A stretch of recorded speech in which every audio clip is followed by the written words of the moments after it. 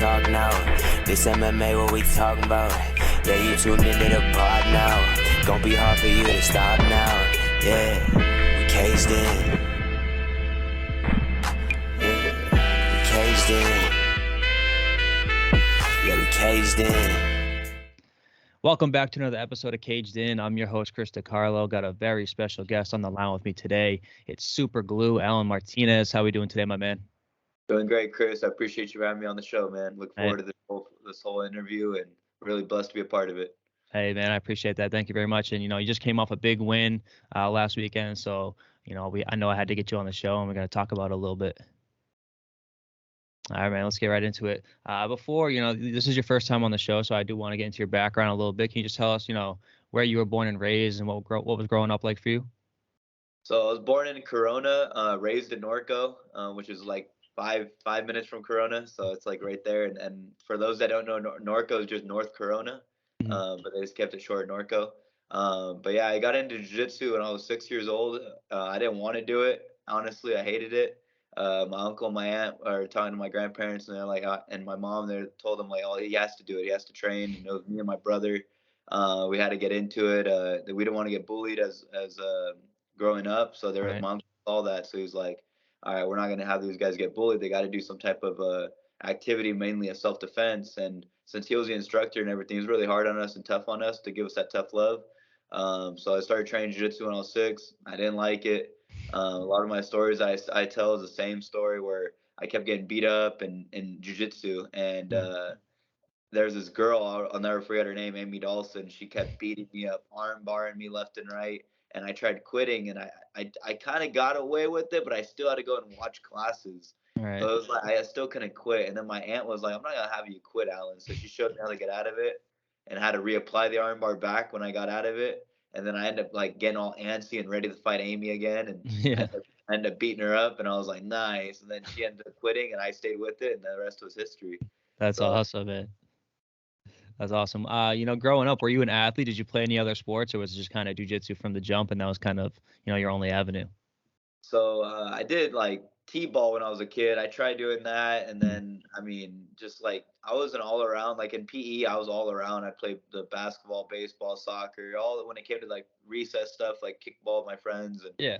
I was an all around athlete. I just never got into like a specific sport for school, and I knew that for me, jiu-jitsu and eventually it was going to lead into something bigger. And so I was like, I'm just going to put my focus into this because I know for like other sports, it's limited time. Like you do it for Right. this many years and you're kind of done and your body has to shut down. But jiu-jitsu is longevity. So I just knew I'll probably just be in that forever. And I'd play around with my friends and everything, but I never got into like basketball, baseball, like to be able to play the full on sport. But I'd play it PE. It'd always be like, oh, get Alan on the team, or it'd be things like that. Or the good feeling as a kid is like when you're up to either play baseball or kickball or any of that. Oh, back up, guys, back up. And I'm like, yeah there we go. So you mentioned jiu-jitsu, man. That was kind of like your first avenue into MMA. What sparked the interest to actually, go full-blown MMA, start training to stand up in the entire game of mixed martial arts? Kind of what was the journey there for you? My cousin Johnny Munoz.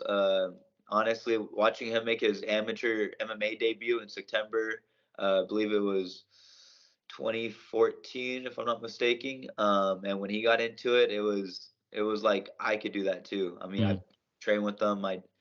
We started with the same, like doing jiu-jitsu and everything, and I was like, okay, I could probably do this. And seeing him do it, I was like, all right, this is like, it sparked the interest for sure, like for me to get into it. Because everyone always told me I was a fighter and this and that, but I was just a grappler. I had no striking. So I was like, all right, well, I'm going to go with this whole fighter thing, but I'm not really a fighter. I'm more of a grappler. But then I was like, maybe I could get into it. And then after watching my cousin do it, it was like, all right, no, we're officially doing this. Hell yeah, man. That's awesome. Let's talk about your nickname a little bit, man. I know you go by Super Glue. I've seen people call you the Glue. Where did the nickname come from? What's the story behind that? So Super Glue came when I was 10 years old from a coach of mine, Ken Knapp. He like my whole thing was like I would go into tournaments or even in gym and I'd play a good close guard game. So I'd be in close guard and nobody would be able to open my legs. Nobody, not even like it'd be almost a pain in the butt for people to do it. And in tournaments, it would be my strategy. I'd go right away to pull guard, stay there for like at least because for kid matches are about 3 minutes. And I would stay in there for about 3 minutes, roughly, like almost the whole duration of the match, so the last 10, 20 seconds. And then after the kids frustrated trying to open my guard and everything, they'd either expose themselves reaching, and then I'd catch an arm, or I would sweep them and I'd win off that. But it was mainly because of my tight game. I'll just keep a good close guard game. And it ended up, like, honestly, with no pun intended, sticking with it, because doing the MMA and everything, everyone already is aware of it as like, dude, he grabs you and that's it. And it's like it went from there. But it mainly started in jiu-jitsu. I'd just grab people and that's it. I'd be like, oh, you're not moving. You're Yeah, kind of man. stuck. That's awesome. I mean, it's a good nickname. You know, it's very unique. You don't see many nicknames like that. You know, so a lot of times you see fighters that kind of recycle nicknames, and you see a lot of the same ones running around. But yours is very unique, and it obviously has an important story behind it. So it definitely fits for you, man. Yeah, and then when I made my amateur debut with King of the Cage, 2019, it was like people after the fight, because I turned into this guy right here, like the whole face and everything, and it was like it was just focused at the time. It's like mainly just dialed in and ready to go, and everyone kept calling me Crazy Glue, Aztec Glue, Gorilla Glue. So then Yeah. I was like, they all have something in common, glue. So then I was like, I might have to eventually get away from, like, if it's like trying to market myself more. I know super glue works, but like I know there's a trademark in it and it's an actual company. I had a feeling that when I was younger it was going to be a problem in the future, because if there was money to be made in the name, I could get potentially sued and take to court and all that baloney. So I was like, we'll eventually drop super glue when it comes to selling things, and we'll just run with the glue. There you And go. everyone kept calling me every type of glue, so I was like, well, they all have glue in common. There you go, man. It definitely, that's a smart move, man. You don't want to get caught up in any of that bullshit. So definitely a smart move to, simplify it. And I like it, man. Like I said, it's still catchy, and you still it looks good on merch and everything too. So I like it. All right, man. Let's get into your gyms, man. Where do you train at right now? I know you mentioned training with Johnny Munoz, who's your cousin. Can you just talk about the gyms that you're affiliated with, and then what each of those gyms kind of brings to your game? So my home gym, C-Quence Jiu-Jitsu in Norco, home gym with my uncle Jon Munoz, and like my cousins are Johnny Munoz. I started coming up with Aaliyah Munoz, my other cousin, and my brother Robert Martinez, and my aunt Claudia Kavemba Munoz. So it's like a whole family affair when it came to the C-Quence thing, and all the teammates that are there. We have guys like Ruben Duran, former the King of the Cage champ, former UFC fighter. Um, Bobby Green's popped in there, Rick James, Willie Gates. I mean, and then Sean Strickland. Nice. We had a bunch of guys come from that, in a sense, like come by the gym and everything. And a lot of guys the main thing with our gym, it's what's nice about it is we get people from scratch. A lot of people from scratch, they have no nothing behind them in a sense. And then we just build them from there. And then when we do get people cross training, then they're like, oh, I wish we came here a little sooner. Right. So it's like, but main thing is C-Quence to Norco. And then, I've been doing a lot of cross training out with my second family now, Entram Gym in Tijuana. So with like Brandon that was down there, and all the guys, there's so many guys like Michael Morales and Otto, all the people that are out there, Loco Torres, Quiones, Jesus Aguilar, who just had a fight recently. The guys in the UWC, a lot of the fighters in the UWC are down there. Right. So it's a nice little like one-stop shop to get the great cross training in down there. And then also when I go to the UFC PI, just cross training up there. So yeah, those are like the main pit stops where we go. It's mainly Vegas, Norco, and Tijuana. Hell yeah, man. That's awesome. Sounds like you have a lot of good gyms that you're able to get good, solid work in. And, you've rattled off some names. You definitely got some great guys coming through and giving you great work. So that's awesome to hear, man. You mentioned your cousin, Johnny Munoz, man. How's it been kind of, getting in work with him and seeing, his rise to the UFC? It's considering that that's your cousin too. That's your family. So how cool has that been for you? Been an amazing experience. We've always been saying, like, when I was younger, it was me, my cousin, and then my brother Robert when we were in the jiu-jitsu scene, and we called each other the Trinity or the Brotherhood. And it'd be us three. We'd go compete, we'd go win. We really trained really hard and dedicated ourselves to this, to where it was like the probability was on our side to win on it on almost all aspects. And I always had a feeling like I was going to be the one to shine in my moment when it came, because it was us three, and I'd always be that one who was like, oh, he's a boring fighter. I would be called Matt Hughes, where he's like, you just take him down and just lay on him kind of deal, and you'd win, but it wouldn't be that exciting. Johnny was exciting. My brother Robert's exciting. And I'll just be like, okay. But I always told myself I'd get my moment. My moment's going to come.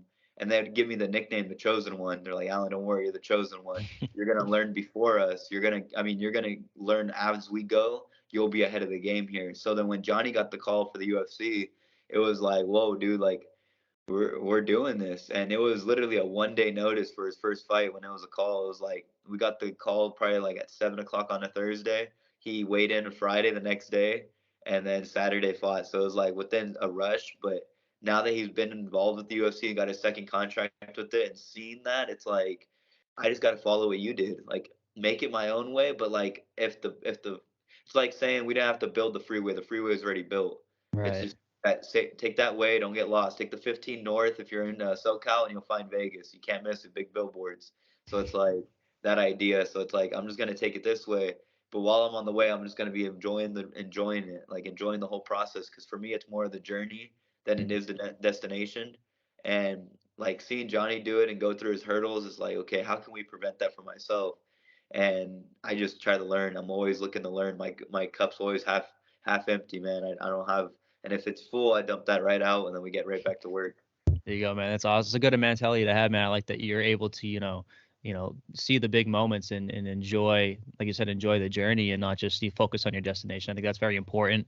A lot of people can get lost kind of in that grind and only have eyes set on that one thing and, miss out on all the moments in between. So it is cool that you have that mindset and, your journey is still just beginning. You're 7-0 as a pro now. All of your fights coming in under the UWC banner. So can you just talk about that promotion in general and kind of your experiences there and what's been going on for you over at UWC? So after like I was the whole idea when I was in 2019, it was like, okay, go King of the Cage, get the King of the Cage amateur belt, and then go King of the Cage pro, and then get the King of the Cage pro belt, and then literally exactly how Johnny did it, because that was his route. And I was like, okay, well, it worked. And a lot of great fighters came from King of the Cage, so I was like, okay, cool, like that's most likely going to be the route. Then the pandemic hit, Mm. and so it was like almost like a shift right there, and everything in Cali was closed, and it was like, Right. okay, now we got to figure out where to go. And we had an opportunity with UWC, with Iridium. They helped me out, and Jason House, and they helped me with the whole, okay, well, we have these guys, and my manager is my uncle Jon Munoz, so Hmm. they get a hold of him and they're like, hey, how does this work for Alan? Blah, blah. And we go from there. And it opened the door for UWC, which also, before I even like got into the UWC show, we went and trained at Entram, met Hmm. Raul, Johnny cross trained with Brandon there. And that's how they kind of linked up. And it was like, okay, and it seemed pretty cool, the vibe in the beginning, and it only got stronger. So, it's great business in a sense on my end with them. They're on the UFC Fight Pass, so the publicity to be able to be on the UFC app worldwide. Hmm. Um, King of the Cage wasn't doing that. They're on Mav TV, which was only on Direct TV, so it's like you're limited there. Right. Shows weren't coming out till about 8 weeks later, so it was like people would forget about you in 8 weeks, and then your fight would come on, and you'd be like, "Oh, I just missed it," whatever. So with UWC and the platform there, it was honestly amazing to be with them and to grow with them. And now I've seen a lot of great fighters come from UWC to go to UFC. It's like we found the new pool that UFC is looking at, and I'm kind of right in the middle of it, so it's kind of nice. And Alex Islas and the whole team there, Raul, it's like they know what they're doing. Yeah, that's awesome, man. I'm not gonna lie. This last show, the one UWC 41, that was the first card that I've seen from them, and they definitely put on a good show. It's on Fight Pass, so it's easily accessible, like you said. A lot of eyes around you, I'm sure. But yeah, it is. That's like I said, that's my first card that I've seen. I turned it on because you were fighting, and I knew I had to check it out. And they do a great job. I've known like the fighters that they've been turning out of the promotion, guys that have fought in there in the past. I just myself have never tuned into one, but I'm glad I did, and now it's on the radar for me to keep tabs on them. Man, you guys are turning out a lot of great product over there. Talking about your pro career a little bit, man. I know you made your debut in 2021. You had 3 fights that year. 2022, 3 more fights that year. How has it been for you just staying active?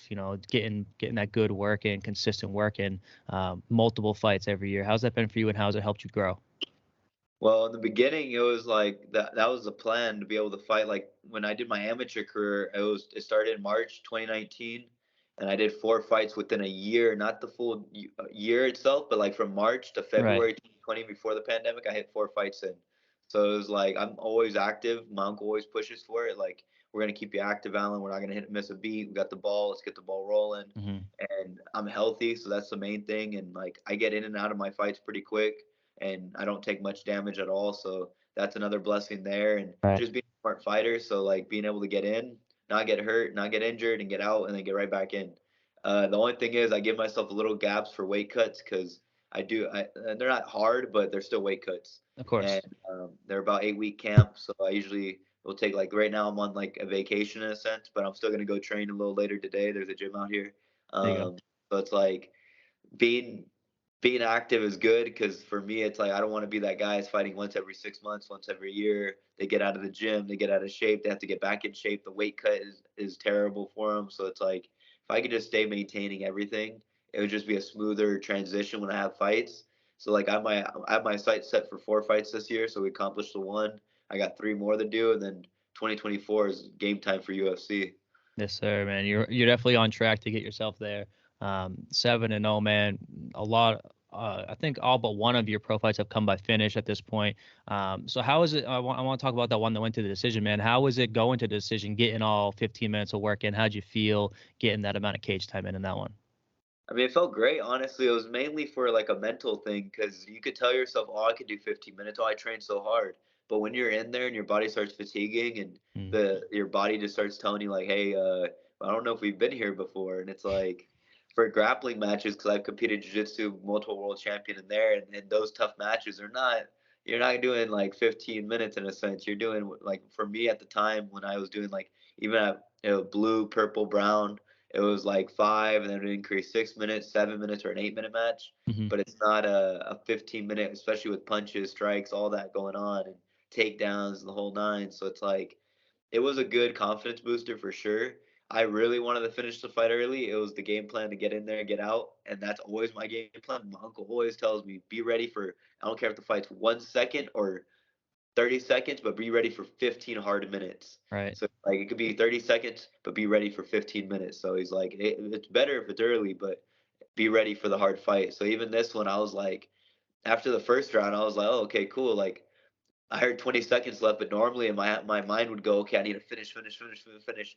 And I was like, you know what? Actually, I'm kind of stuck right here. He's holding my arms. I'm trying to hit him, but I still got another round. And then the confidence would be like, okay, if we were to need to go to the third round, I got another round. Mm. And I don't think they're going to keep up with my pace. I don't think they're going to keep up the pressure I put on. And so with that 15-minute, it was a great confidence booster. I had a tough opponent at the time. So, and it was more or less at that time. I just got into I got a Muay Thai coach now. There you go. So like it was right after that fight. So in October, I got into it with them, and I was like, look, with this fight, I felt a lot better, and it's only gonna get better from there. So like I've like knees and elbows and that whole the art of 8 limbs. So being Mm. able to apply that with my MMA, it's like I don't know, man. These flyweights are in for awakening. Yeah, man, it sounds like you're putting together an entire game, which is, important, especially in mixed martial arts these days. It's hard to be just a specialist and, it can find a lot of success. So it's nice that you're, putting everything together at once and, getting the amount of cage time that you need. That's very important as well. And all the experience that you've been gathering is only going to carry you to the next stage of your career, man. So I'm very excited to see what's next for you. But let's talk about this last one, man. UWC 41, win over Jesus Garnica with that beautiful Americana win in the second round. Congratulations again. What was your game plan going into that fight, and how well do you think you executed it? Well, I feel like in that fight, I could have done a lot better. I'm like a big critic on myself. Every fight, like even after you see me, if I walk away, I'm kind of like, because I mean, it was for me. I could have done things differently for sure, but I'm always like, okay, glad it happened because I can learn from it, but I'm not satisfied. So it's like I need to do better. I need to get better. And I mean, I had a game opponent. I think it was 5-1. So it was Mm. like it was tough. And everyone I've been fighting, I always put in my head that they're in my mind. I always assume they're a black belt. They're the best in the world. They're this. They're that. So I don't overlook my opponent ever. I always Right. make sure I put them in my head that they're the best in the world. So even if they're throwing sloppy on film and I'm looking at it, I'm being ready for a guy punching straight. I'm being ready for a guy like throwing everything clean. And so with this fight, it was the game plan is always to go on the feet. I'm always looking to go on the feet and then work my way to the ground. And even when people know what I'm about to do, I'm still gonna do it. That's how I know it. Like what I'm so confident in my stuff, and I'm very confident in the way I'm gonna do it. It's like, and people don't think like we have striking over here where we're at. So it's like, dude, I train now like C-Quence we got striking, Entram we got striking, Aldama's Muay Thai is pure striking. So it's like they're in for an awakening if they don't believe it. And every fight I always look to make sure I show my striking right in the beginning, and then I'll find the holes for the takedowns. Like I'm trying to make it a striking fight. I'm trying to make sure we get on the feet a little bit, and when I want to, I'll take you down. It's not when, oh well, he's not doing well, he needs to look for a takedown. No, no, no, no. I still want to stay on the feet, even if it's not looking pretty. I still want to do it. But then I'll eventually look for that takedown when I want to. It's like, there it is. I seen it. Okay. And when I take people down, it's just taking their life away. As I look at it, it's like there's no way they're gonna get out until I let you out. And if I do let you out, it's a setup.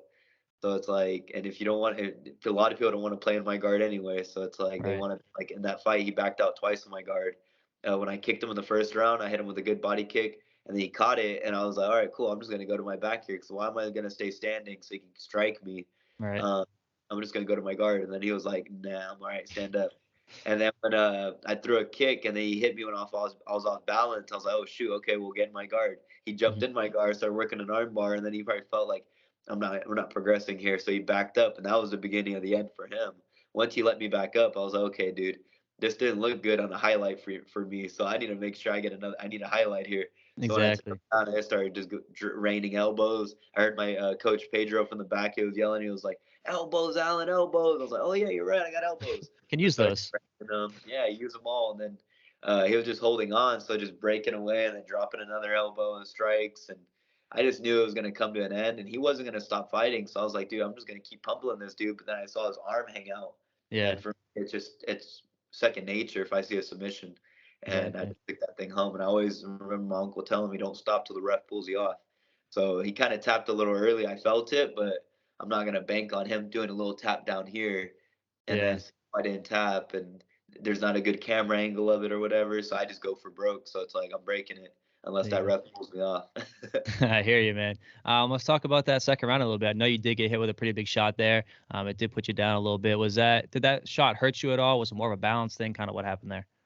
Yeah, I mean, he did hit me, but it was a balance thing, and I was awake the whole time. It was kind of like when I was looking at him when I was on my back, I was like, dude, you just dropped me, like damn, like I didn't.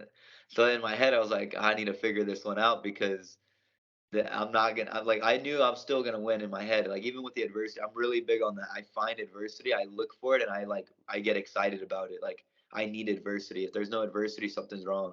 So I always look for it, like in everything, in fights and things aren't going my way. I'm like, yes, here we go. This is what I needed. Like I get more in a sense comfortable about it. Especially with like previous fights when I get guys pulling out day of or a day before, and I'm weighing in by myself. And they're like, "Don't worry, Alan, we'll find you a fight." I'm like, I know you will because this is adversity, and I know Exactly. I'm fighting. Like I can see it in my head. I already won, and if that happened, I need an opponent.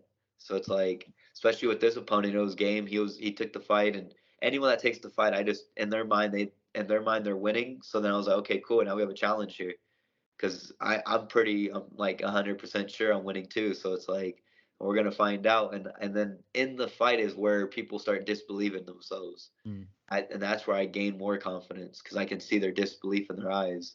And for me, big things like that, like when he hit me, he got all like this confidence in the world. The moment I took him down, I heard him go, and I was like, oh, dude, it's over. Like I just heard you take a deep breath, and you're not gonna get me off you. And then I need a nice highlight now. Yeah, exactly. I mean, you got a nice highlight, man. You were raining some heavy elbows on him. Those things were hitting big. At any point while you were throwing, did you think the ref was going to step in there and stop it and get that TKO win? I was kind of hoping he was, but then when I heard the corner of my opponent yell, "Just punch back so it shows you're fighting," and I was Yeah. like, "Oh, I heard that." So I was like, "Dude, I'm gonna keep raining them." And he was throwing some from the bottom, but I was like, Right. "These don't hurt that you're hitting me with. These are way more heavier." Oh, for sure. And so I'm like, and I always try looking at the ref. I'm like, "Dude, help this guy out here." Yeah. And I was like, all right, well, they're not gonna stop it, and I could keep going. I'm not gonna get tired. So Mm. then I was like, all right, well, I'm gonna keep going, and then just I saw that arm, and I was like, oh, you know what? Let me help this guy out. I mean, Get him out of here. even if he didn't tap, you're gonna have a dislocated shoulder, and you're gonna Yeah. then keep fighting with that. It's like, so I'm glad the ref kind of stopped that fight when I flipped his arm upside down. Yeah, man, you grabbed that arm tight, man. That thing was in deep immediately. I thought you were gonna break it off and take it home with you. To be honest, I thought you were going home with a souvenir with that one. Luckily he tapped, and luckily the ref got in there because that was about to get ugly. Kind congratulations on the win again, man. Now that you've had some time to look back on it and reflect on it, what did you learn most about yourself in this fight, and kind of what kind of grade would you give your performance? I always give myself a C minus. That's my grade always. It's just enough to pass, but it's right there, like not pass. So I C minus myself. I always when I teach my kids and everything, I always tell them like, oh, how do we do, coach? I'm like C minus. I heard that from my uncle. He always said it. He's like, it's about a C minus. We need to work on it. So I give myself always a C minus. I got a lot to improve. My striking, of course, my grappling's dialed, but I could always polish it. Takedowns as well. So just looking back at it, C minus in general as my grade, and then just want to get back to the gym and train. So after this little vacation and reset, it's get right back to helping Johnny get ready for his fight May 6th in Vegas. So it's like once we do that, then I'll be fighting again. The plan is in May, so we'll see what's up with the UWC there. But yeah, I have my sight set for that. There you go, man. That's awesome. Congrats again on the win. You overcame the adversity to get the W, and sounds like it's exactly what you wanted. You said you like to create the adversity, give yourself something to achieve over, and you definitely did that at UWC 41. So congrats again, man. And before I get you out here, man, I like to end the interview on like some lighthearted, some fun questions. If you're down with that, we can rip a couple of those off. Ready. All right, man. I know you fight a lot over in Mexico with the UWC in your pro career, but if you could fight in any city in the world, where would you like to fight? New York. MSG? MSG. I mean, the greats are there. That's a spot right there. I'd love to fight, and I can see it already happening in the UFC. So it's like, all right, we'll check that one off the list eventually. Yeah. But yeah, MSG for sure. That one, and also it'd be dope to fight in like Mexico City. Yeah, that'd be pretty cool. dope. A lot of history there as well. Yeah, but New York. Yeah, New York and Mexico City are pretty solid. I'd love to fight in Japan, to be honest. That'd be cool. I had a teammate, Ruben Duran, fight out there. I believe it was Tokyo. And I mean, just the fact of respect they have out there for their fighters. Yeah. How it's so quiet when people fight because they know it's like, let them guys have their moment. Like, don't get too crazy. And it's like, so that'd be pretty cool too. And those would probably be the three big ones. So it'd be like New York. Yeah, those are cool ones, man. Yeah. Especially like you can't go wrong with MSG. That's the mecca of sports. I mean, you really can't go wrong there. So that's definitely a great goal. And the UFC likes to go there a couple times a year too. So it's bound to happen eventually, man. Yeah. Scrolling through your Instagram, man, I see that you're a pretty well-traveled guy. You do a lot of traveling. You like to get. I'm sure a lot of it's for fighting, and a lot of it's just for pleasure. I'm a travel addict myself. Where's your favorite place you ever been? I went to go see the pyramids in Mexico City. That was pretty dope. Yeah. I love going out to Bullhead, Arizona for the river. I love going out there, just enjoying the water, enjoying the lake. Bridgeport, up north, in northern Eastern Sierras. It's a beautiful camping area I love going out to. And actually, I went to Detroit, Michigan last year. For a tournament. I was refereeing at American Grappling Federation, AGF, and my brother works that tournament, so he got me in with there. And it was pretty cool. I went to Mom's Spaghetti, and it was Eminem's spot there, so it was like, hey, this is pretty fire. And That's I mean, it was just being out there. And I went to St. Louis, Missouri. That was pretty cool too. Seeing that big arc they got, and I love traveling, man. It's a lot of it too. A lot of my traveling is for business, but I try to make the most of it, and then I want to go back there where I can actually enjoy it more, because I'm very like in the moment. I love being present and like being there and enjoying it. But I do know when I got weight cuts and things like that, or I can't really splurge too much in a sense, but then I wanted to go back and do it again. And I always tell myself, and my uncle has told me this too, he's like, if we do this trip again, what can we do to make it better? What could we have brought? What could we have gotten there? So I always look at that and I take notes on it. And I'm like, okay, cool. If I were to come back here, I would do it this way. I would go here first. So yeah, but those spots for sure. And I have a camping trip planned sometime this summer, so that'll be nice too. There you go, man. That's awesome. Are you familiar with the Hunger Games? I've seen my kids actually in my kids class, when I pick a partner for the moves, they always go like this. Yeah. I volunteer as tribute. Yeah, so there you go. I was gonna ask you. I didn't want to ask if you weren't familiar with it, but of all your training partners and all the guys you train with, which one do you think could win the Hunger Games? Johnny Munoz. Hands down. hands down. That guy will figure out how to win. He'll figure it out. He'll do what he has to do to survive, and I wouldn't blame him for it. He'll do it. Yes, sir. That's awesome, man. All right, man. Last one. This weekend, big UFC card coming up, UFC 285, Jon Jones versus Ciryl Gane. Do you have any thoughts on that main event fight and who you think's going to win? I've always liked Jon Jones. I mean, inside MMA, I've always liked him. Outside, I don't really get into judgmental stuff like that, where it's Right. like people do certain things and all that. I don't really get into all that. But Mhm. as a fighter and watching it, it's like, dude, this guy's the GOAT. Like, and I know like him and Demetrius to me are like those are the GOATs right there. But yeah, with Jon Jones, I'm like I like Jon Jones as a fighter for sure. I'm curious how he's gonna look at heavyweight. I think he'll be fine.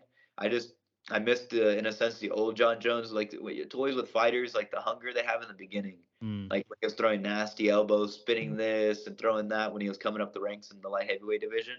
Right. So that was nice. And then once he got the belt, it's like, all right, now I can just patty kick my way to the finals here and just do enough to win in a sense of decision.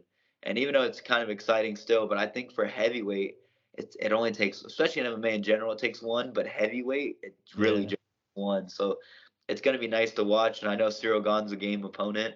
So it's going to be a good one, but I got Jon Jones on that one. There you go. I tend to agree with you. He is my greatest of all time, the best I've ever seen do it inside the cage. But yeah, this is a new test for him. You know, I feel like it's like a new beginning to his career because heavyweight is a completely different beast, and he's fighting a real heavyweight. You know what I mean? He's fighting a guy that's going to be bigger than him, going to be stronger than him, arguably faster than him too, because Gane moves like a middleweight. You know, the way he moves is crazy. So I think that this fight, you know, it is Jon Jones. It's hard to bet against Jon Jones. I would never personally pick against him just because every time anybody has, he's proved him wrong. So I think it's going to be an extremely intriguing main event Saturday night, and I can't wait to see it, man. It's going to be awesome. Yeah, it's going to be fun to watch for sure. I noticed too with Ciryl Gane. I mean, in the last fight when he went with before that, I think it was the Francis Ngannou one where he got taken down. Mm-hmm. And like Jones got some good wrestling too. Yeah, so I was gonna say that's probably his path to victory right there. His path right there, taking him down, just pounding him out. Yeah, man. All right, Alan. Thanks for taking the time out to talk to me, man. I really appreciate it. It was a great conversation. I'm glad we finally got to get this one in and chop it up a little bit, man. So, anything you want to say before we get you out of here? Anything you want to plug? Any of the social medias and whatnot? Well, first I want to thank you, Chris, and Caged In for giving me this opportunity to talk about myself, of course, and give shout outs to those that I did. You could always follow me on the Glue MMA. All my platforms. Check out the website, gluemma.com. Get your merch. Feel free to reach out, guys. I'm a regular person. I ain't nothing special, you know what I'm saying? So, and I appreciate you, Chris, for the time.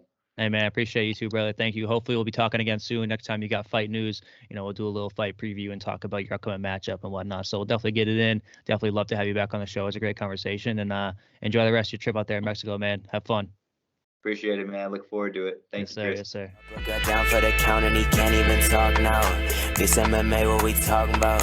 Yeah, you tuned into the pod now. Gonna be hard for you to stop now. Yeah, we caged in. Yeah, we caged in. Yeah, we caged in.